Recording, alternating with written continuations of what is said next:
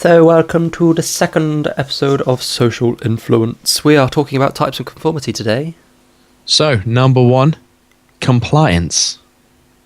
What's compliance, Joe? It involves publicly conforming to something the majority of people do, but privately keeping a different opinion or belief to yourself. For example, buying something that's keeping with a fashion trend even though you don't like it. So, the ASH study can be used. This is a study to support it. Yeah, to support compliance. Its aim was to establish the extent that group pressure can influence an individual to conform to the group's way of thinking. How did they do this? They used American male undergraduate students and sat them around a table and showed them pairs of cards.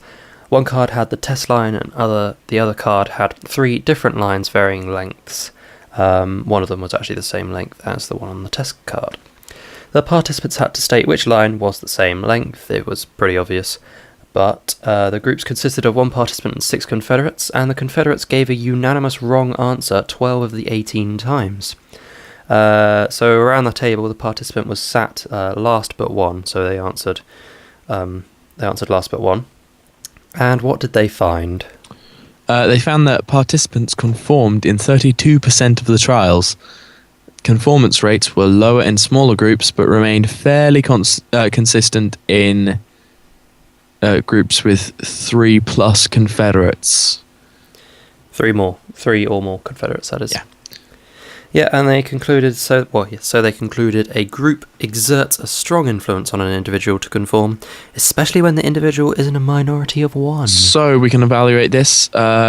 This point I'm not sure if I agree with, but embarrassment could be a negative point because it violates protection from harm.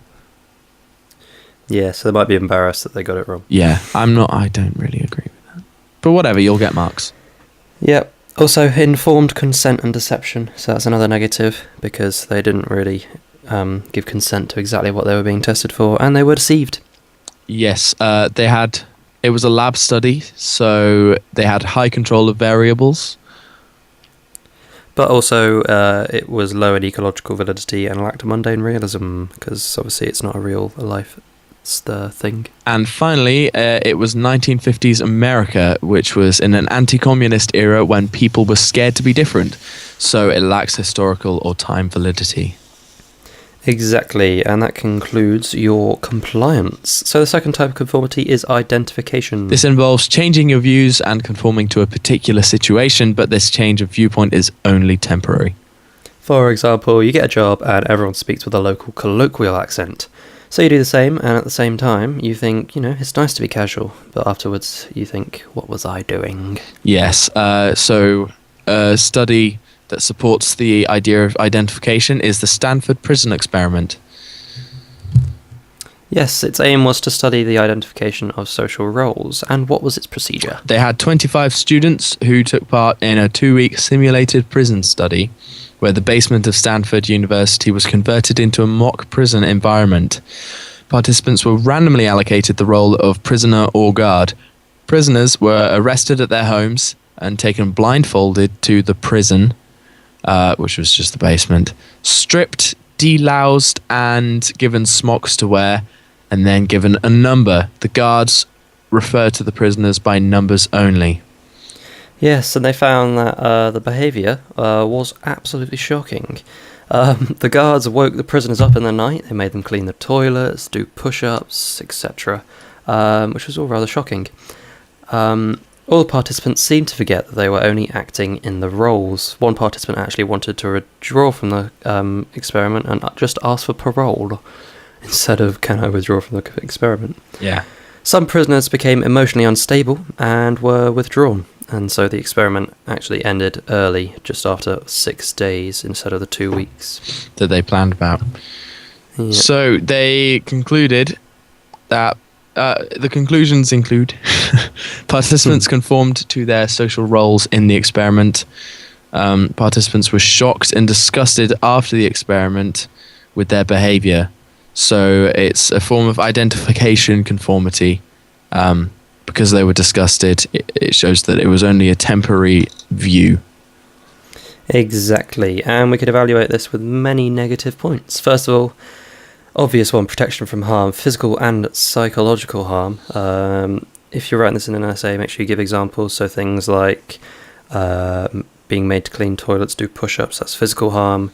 Psychological harm can be the prisoners becoming emotionally unstable and wanting to withdraw and things. Yeah, high anxiety caused by that. Yeah. Also, there was no perceived right to withdraw, as proven by the prisoner who wanted parole. Mm-hmm. So they were so into their roles that they forgot they could get out at any moment. Yeah, also low population validity. It was just an all-male sample of just students, in fact. Yeah. It was a role play, and it wasn't real life, so you can't generalize, which means it's low in mundane realism and ecological validity. Exactly, and finally, potentially demand characteristics could have played a big part in this, as one guard actually said he based his behaviour on someone in a film that he had just watched. Okay, on to the third type of conformity. Bonnie Day. We have internalisation. Which is the deepest level of conformity, involving a permanent change of views. For example, you read an animal rights leaflet and you become a vegetarian for life. So, one of the supporting studies is the coloured slides study. Yep, they were basically put into groups of 6, these participants. It was 4 participants and 2 Confederates. They were shown 36 blue slides, different shades of blue on each slide, and they were asked to name, quite simply, the colour of each slide. So they should have said blue, blue, blue, blue, blue, blue, blue for 36 times. In condition 1, the 2 Confederates, called all 36 slides green, whereas in condition 2, the Confederates only called 24 of the slides green. In condition 1, it was found that 8% of the participants conformed and said they were green, whereas in condition 2, only 1.25% of participants conformed. So therefore, they found that providing a consistent argument and being committed helps for minority influence. So, some quick evaluation. It lacks mundane realism and it's low in ecological validity as a result of it being a lab study. Yeah, so it doesn't represent issues with conformity in real life. Okay, another supporting study for internalisation is the 12 Angry Men study, or studies. This was based on a film where one person thought that the defendant was innocent. It's basically on a jury case.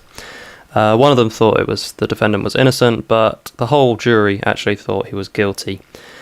So, based on this, the participants were asked to play the roles of the jurors and decide the guilt or innocence of the defendant. So, Study 1. In the first study, there were 220 psychology students given a booklet of evidence.